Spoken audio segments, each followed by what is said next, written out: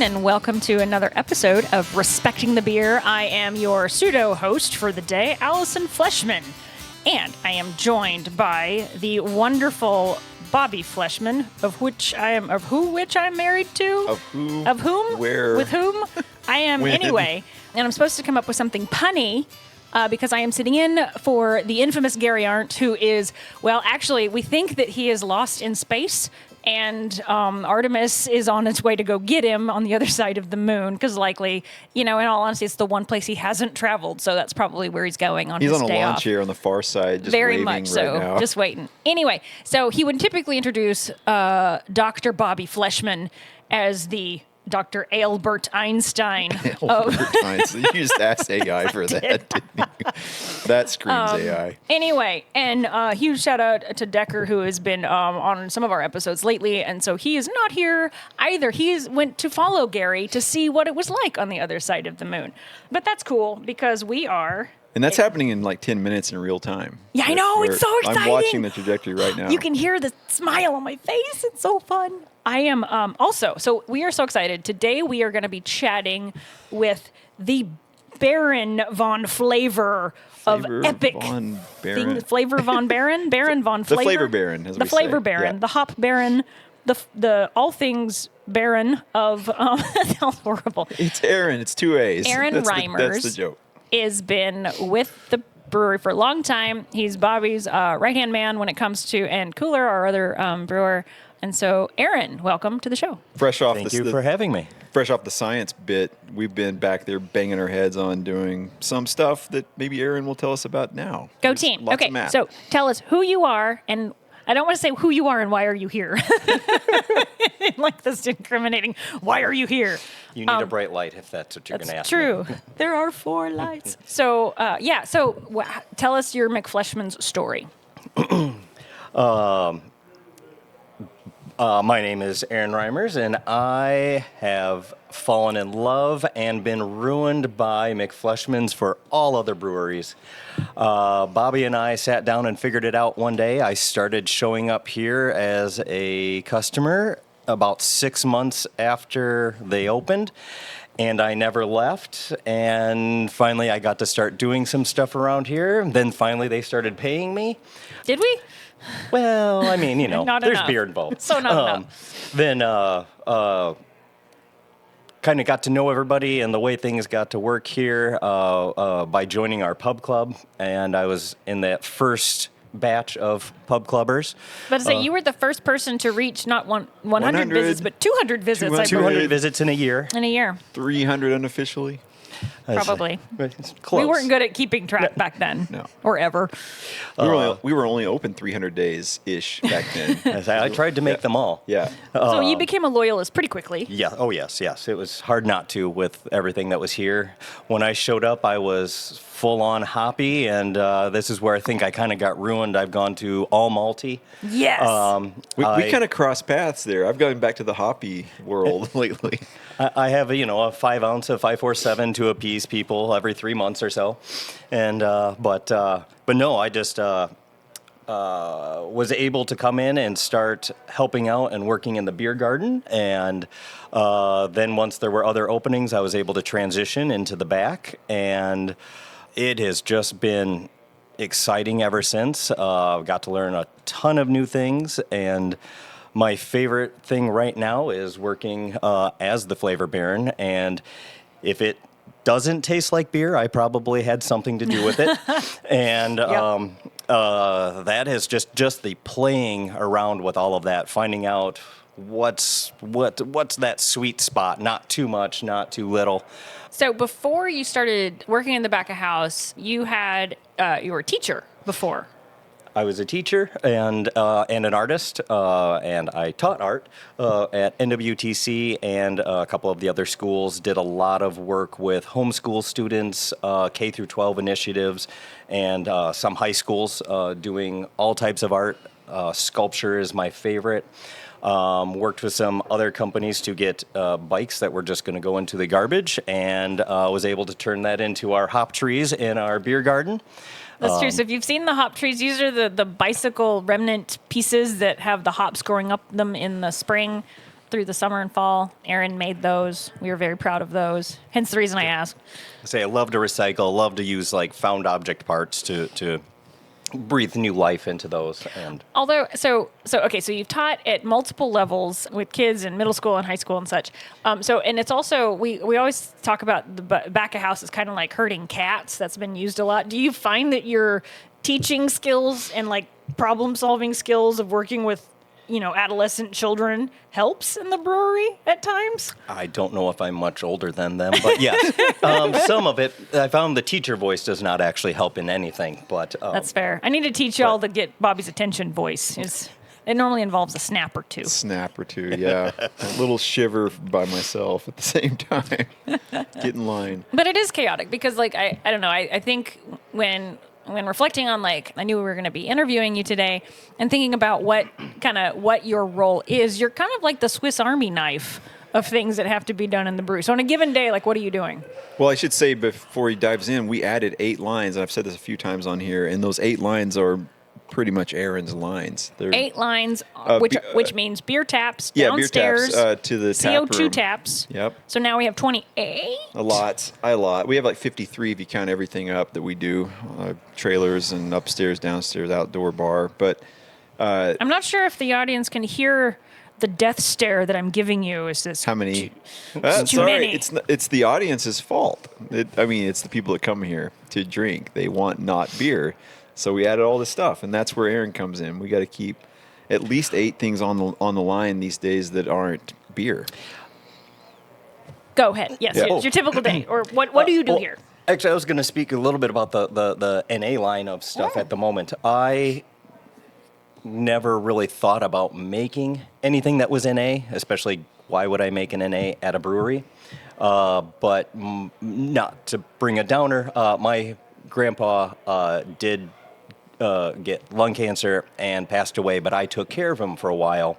And one of the things he missed the most was he could not have any alcohol. And the only thing at that time that we could find was O'Doul's. Yeah.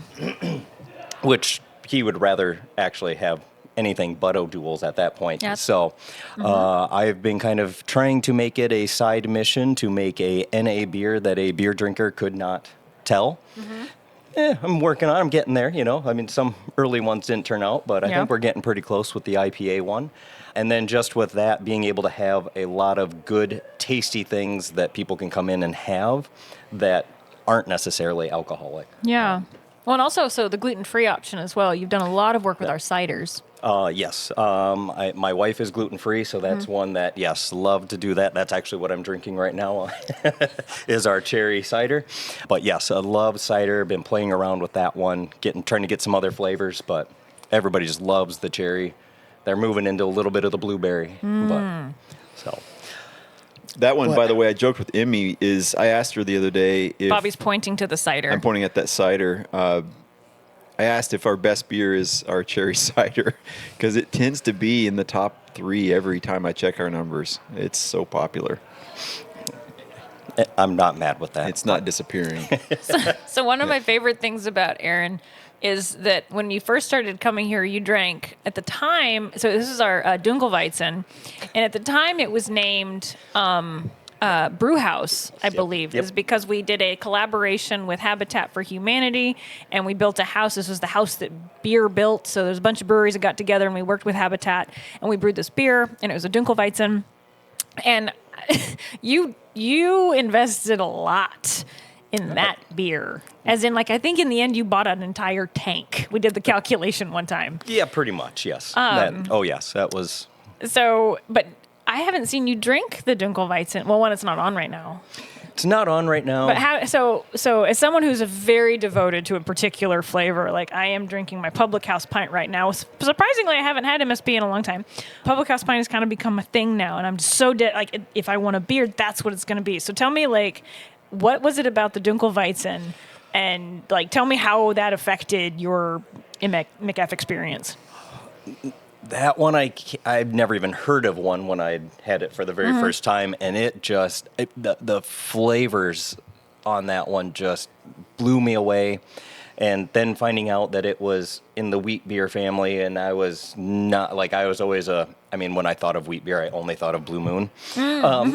Just because I really hadn't, like paid attention. And, I was like, I don't like wheat beers at all. And then it was like, oh, man. And then just being dark, it hit the spot, and that was a big winter one, and I would come in and buy multiple cases at a time that So this is happening around COVID, the story I'm thinking about anyway.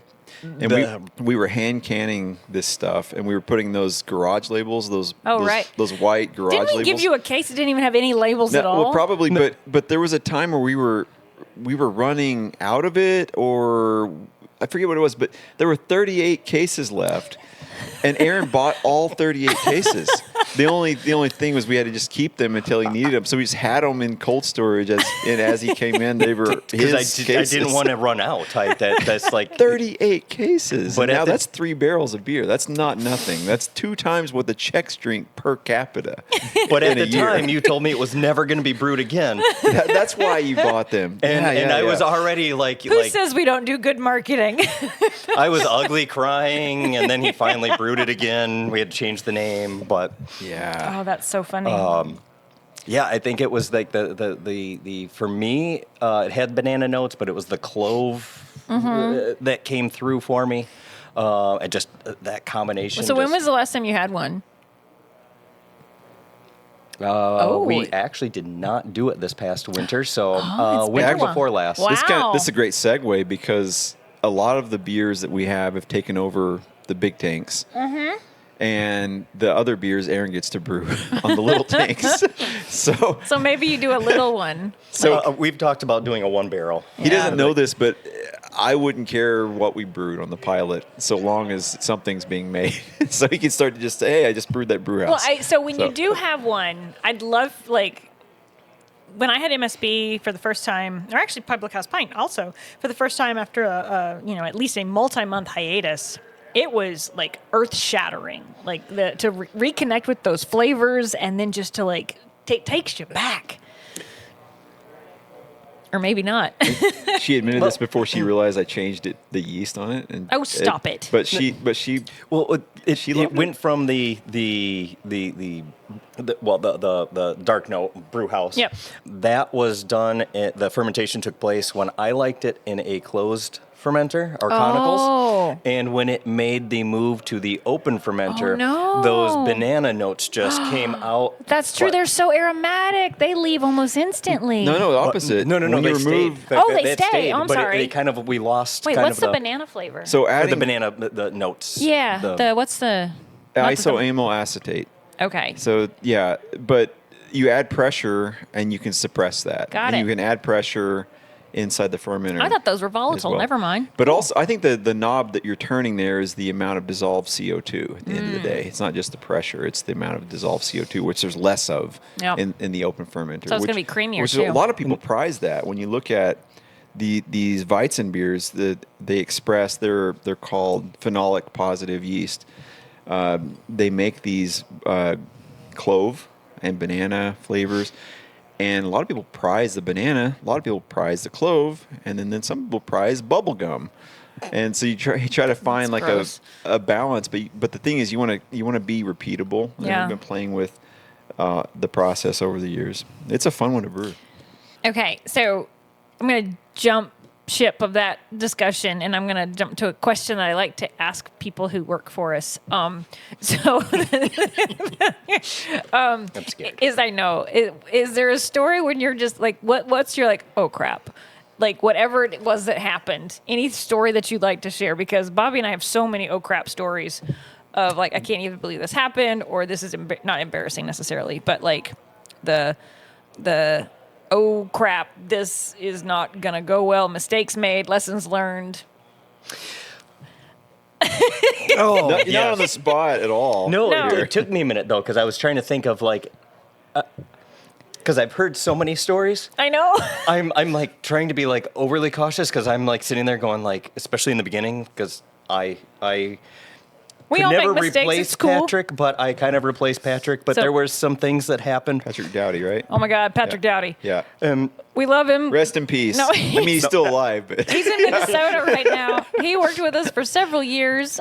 he kicked off our cider program and his a lot of wife these seltzers. was a visiting faculty at Lawrence for a couple years, and so we gave him a job while she was with us over at Lawrence. But so this is one of the holes that we had Yeah, because we he had was it so big time. foundational in setting up these non-beer programs. He had a biology degree, or has one, and so he was able to do some of the sciencey bits and stuff. So Aaron filled his shoes. But yeah, there's some of the things that Patrick left behind. There were some things, and there's stories, and nothing's like bad. A lot of them are like funny, you know, like at the time it probably was not funny, but hindsight. It was I think it was my very first batch of mead in the pilot room. Oh, okay. And I had it in the fermenter,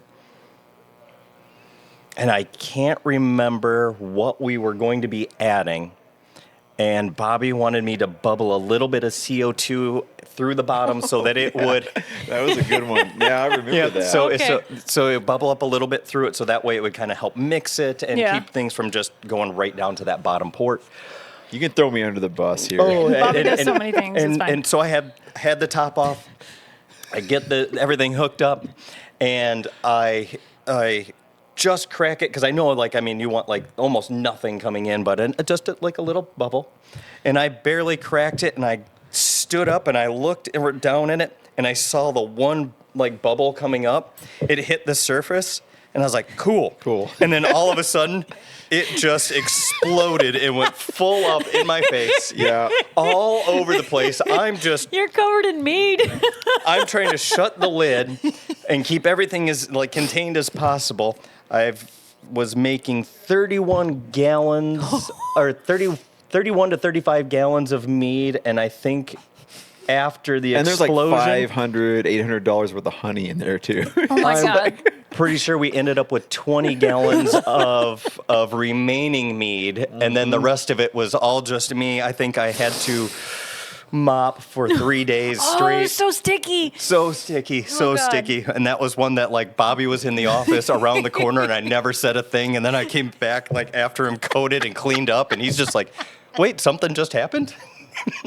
Crickets. But yes, that was the biggest At least it was a 1 barrel and not like a 200 barrel. There are stories, you can go Google it and YouTube it. Man, there's some crazy stuff.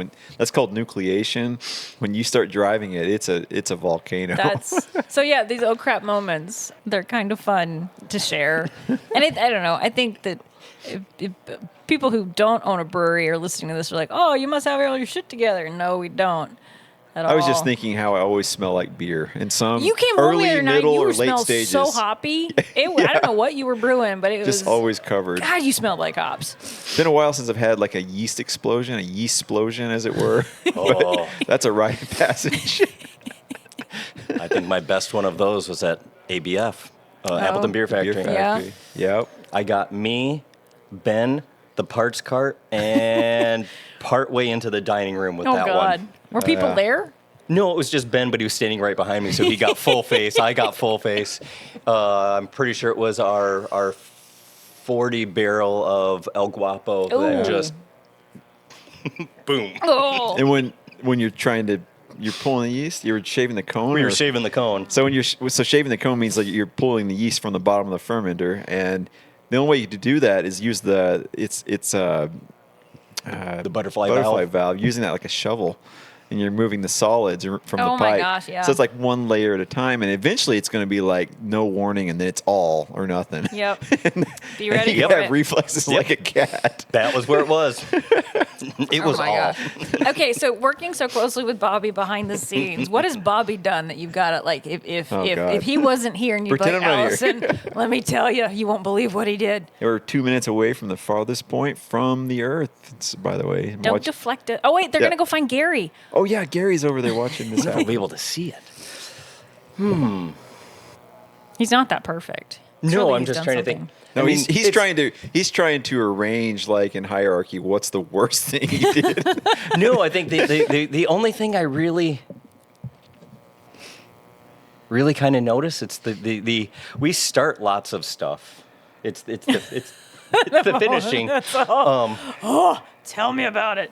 But I think that's That's really funny. But I mean, he's got to be annoyed with me. I didn't think I was bad at math, not like I was great at math, but like I don't think there's a day that I haven't come to Bobby and be like, Bobby, I need you to math for me. Math for me? Yeah. Well, and it's funny. What's funny is my carpenter side's what comes through. It's not really my science side. There's this approximating ability I have from doing carpentry. Yeah. Yeah. Well, there was one, and I don't remember what it was. It was early on. You went between metric, American, and then you brought out some science terms. Like I was not the best science student, but I don't remember a mole. Oh, in there, and you brought out a mole, and Oh, I'm like, yeah, what yeah. are we? Yeah. Oh, that's a chemistry bit. There we Good go, for Allison. you. You did a mole. Cue You're so Allison. cute. I love it. No, the 22.4. That's the liters yeah, per that's the mole. liters per Yeah, volume, that's or the key volume of conversion 1 mole factor. of gas at standard Yeah. temperature and pressure. Yep, it's so great. This is where Allison, you can tell she's holding back, right? She knows it's going to be an hour of yeah. chemistry. Well, and today was kinetic molecular theory day in my class, so that was way too much here we fun. go. This is for the Patreon people. Right? Oh, They're like, oh, you're telling me yeah, that I'm definitely Dave is signing gonna up cut now. this one. I get it. No, but what's funny is if you walk through the brewery, there's on a lot of the support poles, there's Nothing is sacred.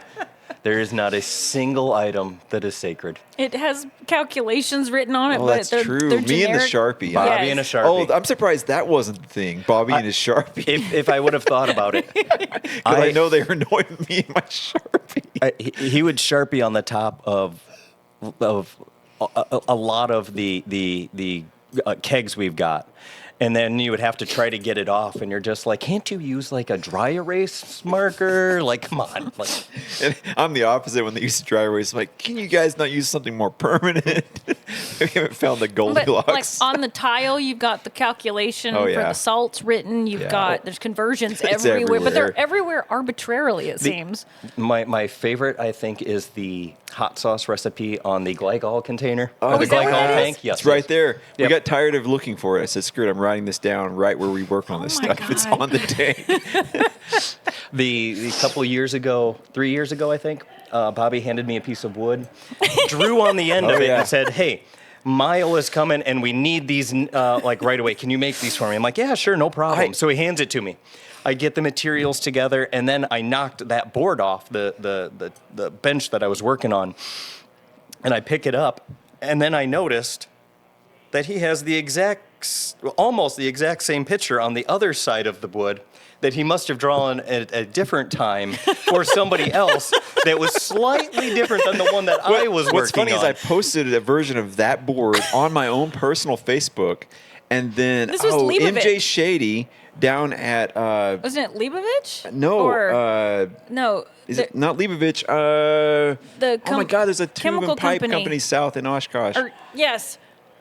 I'll come up with it in a minute. Oh, man. Anyway, he says, looks like someone needs some pencil and paper. He sent you so a whole he sent me packet. branded pencil and paper. Oh my God. But It no, was the so number good. of pieces While of, you're and doing this that, is I'm gonna what's find his in name. our garage. We have various pieces of wood that he'll write the word "pat" on, and that's a pattern for something. And so if he wants Gunther to, Supply. If anyone's Gunther shopping. Supply. That's where we got all those Yeah. tablets. But he'll also have arbitrary measurements on various pieces of wood, and you never know which ones you can throw out, and it's ridiculous. Good old Bobby. Oh, back to my carpentry days. I'd go to the lumberyard with a 2x4 and a shopping list.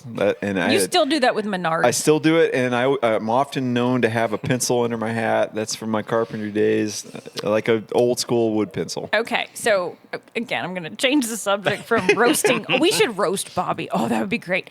That's a future Stephanie episode. did that. She dropped the mic on that one. Anyway, back in the day. so I have a question. So a lot of people get into brewing from non-beer Oh, yeah. experience. So can you tell Non-beer brewing non-beer experience, yeah. brewing experience?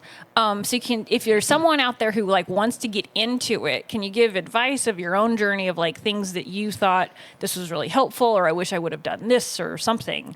Because now you're very, very much in the brewing industry. Before he answers, I was going to say he's a unicorn in that he got into it after having never homebrewed, right? Nope, I never homebrewed, and still you let me work here. But I think that's an interesting perspective. Everything he knows is from within a professional brewery. And That's really interesting. I don't know this for sure, but I like to tell myself that he let me work here because he didn't have to unteach me things. He could just teach me what I needed to. I shouldn't say what I needed to know. The right things to know, Right. and not the wrong ways to do things. We were just interviewing for Taproom Help the other day, and someone was interviewing who had a great personality, no idea what goes on behind the bar. And our taproom manager, our general manager, Timmy, and I looked at each other and said, "Oh, they are so perfect. They are so naive. They have no idea." But we realized that that's what you want, though. You want someone with that personality, and they're trainable. They're not already coming in with these preconceptions. But yeah, to that point. So don't know anything before you start working at a brewery. Is that the suggestion? I don't know if I would suggest that. I have really enjoyed it since I've been here. I knew nothing. I would get to come in the back and help out every once in a while, and so I'd get to kind of see things. I would ask lots of questions. Not that it necessarily meant a lot. Not actually like doing it. There, you take all these things in, and then. After I was here for a little bit and helping do a lot of stuff downstairs and kind of learning it, I got to do batches in the pilot room, and we've kind of looked at transitioning me down to like the big system, and I've started to learn it, but I don't enjoy that one quite as much as I enjoy the pilot system. Okay. And I don't know if because I've never homebrewed, but like every time I ask Bobby and he comes in there, he just kind of gets this like big grin and kind of does this homebrewing. I can, Yeah, I miss it. Yeah. I will say I've always told people I've been doing a little consulting these days on the side. That's true. If you would like a consultant for your there it brewery, is, right? But contact us. I always tell people hire welders, hire plumbers. And that's kind of what I look at with Aaron. Like he's Hire coming an in with accountant. trade skills. Hire accountants. Yes, it's a really Actually good one. don't, because just use Hire small batch attorneys. standard. They're much better. And then teach them to brew. Teach these people to brew. And if they come with a love for making or an interest in making beer, that's a lot easier than training the trades. I'm going to push back a little bit on that because you do, Aaron, you have a wonderful sense of flavor and presentation. And I think this is the artist side of you because I have seen you several times. Like, tell me about some of the experiences you've had with color in some of the drinks. So, real quick before that, I went to art school, and I thought I could be a lifer. So I spent like 8-9 years in college, and then they want their money back, and then you have to actually start doing things. Yeah. But being at art school, I went through color theory. Yes. And it was one of those things, when I was doing it, I didn't like it, but the things that I have learned from it have greatly shaped where I'm at now. And with color, it's great because we have beer that we sometimes want to make a different color to either have it stand out or to show off the flavor or to have get people to see taste with their eyes. Yes, taste with their eyes.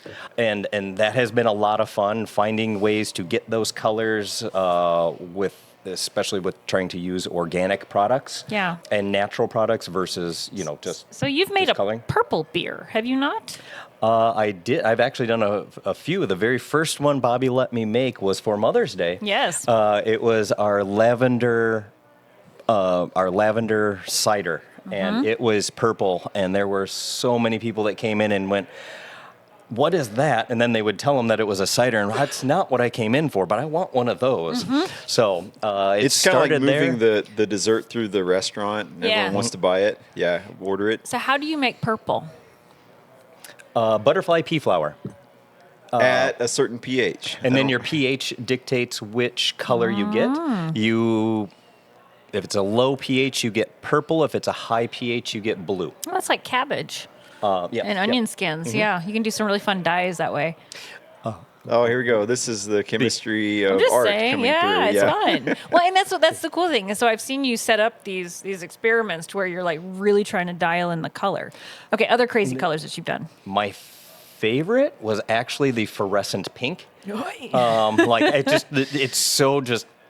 Was that the prickly pear? No. Right. No. It was cider. THC. THC Oh, that's right. seltzer. Yeah, the on seltzer. that one. Which these colors work really well in that in that component or in Yeah. that flavor. Well, because you're not competing with that the product, color from yeah. the malt. And that's one of the hard But parts. it just also For the works beer. marketing-wise really well. The more fluorescent these colors, you get some people who are like, I don't want anyone to know what I have, but other people love that. It's a lot of fun to see that moving across the room. A lot easier to do with the seltzers than it is with the beer because you're working with that yellow color to start with. So it's very hard to do a gender reveal boy beer because it always That comes was out a little hard. bit green. They That was wanted probably to use an Ultima or Brute IPA. Is that what that was? Or was it something else? I can't remember. I was thinking it was a Cove. Maybe it was. I think it was Cove. Yeah. That was Yeah. really hard. But too. that one was super hard to actually achieve something that really looked like That's blue. funny, yeah, because y'all had the envelope with the gender. Oh, yeah. They were so happy. And That they have was- no idea how much hell that was behind the scenes. Oh, they're listening They're now. listening, It was they're not hell listening. at all. It was great. They would not let me contact the hospital to see if we could just switch a baby to make it easier on me. But It's like, I why mean, would it have been pink? it was blue. Blue is so hard. Oh man, blue is hard. But the other areas that, besides just coloring the liquid itself, when we do our rare bottle releases, Oh, yeah. we wax dip those. I was going to say, And- wax is a big deal. And that's one where we only had certain colors available, so it's trying to mix those colors and being able to achieve new ones that stand out as a different batch, But or different year. You also get the shape and the texture of that wax right, Yeah. too, and that's important. There's a marbling that happens when Yes. Aaron does it. It's really cool to see. Yeah, I took it for granted, but I'm like, I don't do any of that waxing. That's all on Aaron these days. I No think one you does. really are one of like their if Cooler is focused on really the the meat and bones of the beer product. Your flair comes in like the final presentation piece, like the colors, those nuanced flavors in the display, and like R&D. R&D. the presentation Recipes part. and deliciousness. Pretty much. That's like a Homer Simpson phrase. Okay, I got that one from the bad guys. But Okay, then I guess another question. Other things that you have to say. oh no, Another question that I have is, what's something that you've done with us that you're still kind of looking back, going, I can't believe that was my job that day. I've cleaned a lot of toilets here, and I'm like, well, yeah, you own the place, so of course that's what your job's going to be. But I don't know. I think that half the time I'm here. Yeah, well, like, so piggybacking off of that one, going back, like you asked what a typical day was here. oh yeah, I don't know if I ever have a typical day. that unless says we're a like lot. You are like canning. the Swiss Army knife of the back of house. One of those one day, like there's It a is day I'll true. start out in our I'll sour room, I'll then build it'll the be production schedule, and I'll put cooler. It says brew, filter, can, and that's his week. You look over at Aaron. It's like help can, help brew, help filter. Also, to clean up the sour room and do a pilot batch of this, and do this thing for the tap room, and do this thing for the distributor. It's just like goes on and festivals. on. Get festivals You ready. Get the And, festivals like, ready. Oh my god. Yeah. yeah, like it's bouncing And R&D everywhere. this new thing. Yeah, so it's just bouncing everywhere, doing But you're one everything. of our happiest employees, it seems. So this is For a the good most part. thing. I mean, I have my days, but I mean, Well, like, yeah. chicken and egg, because he can endure it, he has it throws on his list. It gets on his list. Yeah. So, So never a dull moment then for Nope. you. His eyes just yeah, got Bobby, real big. I think my favorite line that Bobby says is he'll walk up to me and he'll be like, "Hey, if you have time, do you think you could do this one?" And I'm like, "Okay, you've seen my schedule. You make it. I have no time. But sure, let's squeeze Knowing this full in well and here." the you know. answer. Yeah. That's funny because I do the same thing to Bobby, and he knows he has to drop everything, so there's a trickle down effect. That is, So, there we that's go. when he comes That's to where- you. all right. That's why. Because I'm like, hey, Bobby, can you help me do blah blah blah? And you're like, yeah, cool. Just a second, and he's going to you and asking. Hey, Flavor Yeah. Baron, can you? Oh, Yeah. that's funny. Emmy or GM says, "Hey, can we?" And I say, "Yep." It goes on Aaron's list. So Pretty much. I always joke that everyone at the brewery, you get 2 Hey Bobbies a day. And if you max your quote, you're done. Like you can only hit 2 Hey Bobbies a day. I'm about to propose that he only gets 2 Hey Aarons a day. Ooh. Right? I was just going to say, but I have tried to use both of my Hey Bobbies in the first 5 minutes, and I still don't get to go home. That's true. So no, I try to say because he does hear "Hey, Bobby" every single time. Oh my God, every moment. I always try to come in and say something different, like "Monsieur Bobby," just trying to do something different. Well, and there's been times when he'll text me like 3 hours after he's gotten to the brewery, and I'm like, hey, he's like, I still haven't even made it to my office. Oh yeah, I've had my backpack on for 5 hours before I can reach my office. This is where I think that you should have like your phone set to a timer to where it goes like really annoying off every like 20 minutes for the first hour. Yeah, and that way whoever you're talking to, you just cut it off and be like, I gotta at least let me put my food down. It's self-inflicted though. I can't blame anyone else. We have found Bobby's food on the brew deck before, or the cooler's desk. Yeah. Not cooler's desk. Usually not the brew deck. Yeah. It happens. Yep. Right now I'm wondering where my food is from this morning. As you say that. So we have Alex that leaves glasses all around. Yeah. We have Bobby that leaves dishes Like and food on. Yeah. So anyone out there wanting to open a brewery, this is the reality of it. It's fine. Find an Aaron and have Bobby consult for you. It's going to be great. No, just find Aaron. Just find find an an Aaron. And then go live on an island. Just ask Aaron to help you too. Oh, sure, that'll just go on his list too. With that being said, yes, most weeks my lists are never finished because there's no possible way. It's a difficult balance trying to be like, oh, we have to hold to an actual schedule, and well, we'll deal with that next week. There's, I don't want to be too loose or too strict. But the brew schedule itself, like you came home, it was midnight or 1. It was 1 a.m. when you finally came home, and When was this? last night. Oh yeah. And I was like, it's. Oh, that was so long ago, though. I know. Yeah. It's like took him that long to make the brew Sundays are schedule. Sunday's the worst. Yeah. I'm like, it's like dropping a 1,000-piece puzzle on the Oh my table. gosh. I'm like, oh my god. He works on it for like 3 or 4 hours. And half the pieces aren't there, and the other half the pieces are from a different puzzle. Well, this is It's why like- we freak out when there's one little piece that gets out of alignment. Oh, it's like, a house of let's say the cards. CO2 isn't right on one of the tanks, and that just it trickle down effect of everything. And some of these are cause and effects span 3 months. It's like, oh my god, it's so many factors. Not complaining. I love the whole chaos. We love it. It's great. We promise. And I like problem solving, so I think that's You've got the big right portion job. of here. I mean, I don't want to say there's lots of problems, but there's a lot of things to solve. Oh. So, I mean, but that's where I think flavor does it for me too, because it's plain. It's just plain, Yeah. and I really enjoy that. And fun flavors too. He's got the masochistic gene. I have made a few things that should never, ever, ever see the light of day. Do tell. Don't tell. One of my favorite times that I was here doing the flavor side of things was not this 2025 year, but I think it was 2024. We did a Vantage Point Black Friday, Yes. and I was told I had to have 8 new flavors to put on tap for that event. I recall We this. And- may have been very frustrated that was the request that was given to you. Because I was actually told that was a lower number than what was first requested. Well, so that was when we got really mad on the original request. that was so much fun. It was 2 straight weeks of just playing, and I came up with so many things that were just fantastic. And then there was the one that So didn't make the cut. it won't make the cut. I don't even want to say it. It was Please that do. bad. But I thought of one of our patrons particularly, and I tried to make Oh, God, a please. pickles. I knew you were going to say Oh my Pickle god! vantage Yes, I wasn't seeing that come from this conversation, but now I remember it. And, Yeah. and it was just great because I did it. Vantage Point. I tried it.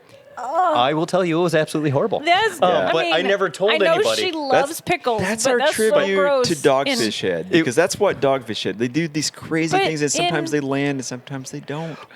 But, it But was, okay, so yeah. wait, so you probably did like what 14, I think, to trial like different types of flavors, and 8 landed. So surely there's several that were like, okay, it's not so great. Well, there was a lot that there were ones that were good, and I'd have to go back to look at the list again. Yeah. that they were good, but they weren't great. Yeah. And I feel most of the flavors we put out were like great ones. And these are like, this one will definitely become great, but we need to do more dialing in, and we didn't have that type of time. Because like at the that salted time. caramel one, y'all spent a lot of time to really up the caramel enough to, and then the that one took a while. Once you adjusted one thing, you had to tweak something else to do it. Although it's funny, for that vantage point, I swear to goodness, vanilla is my favorite. Vanilla is Carrie's favorite like, too. It's a lot of just people's such favorite. a gold standard of like what. That's a testament. We have to give props where it's due. Pinsy's in town. Yes. They make some of the best vanilla extract. Period. It's Madagascar, super delicious.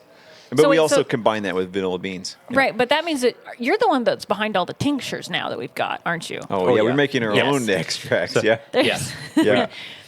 There's a shelf.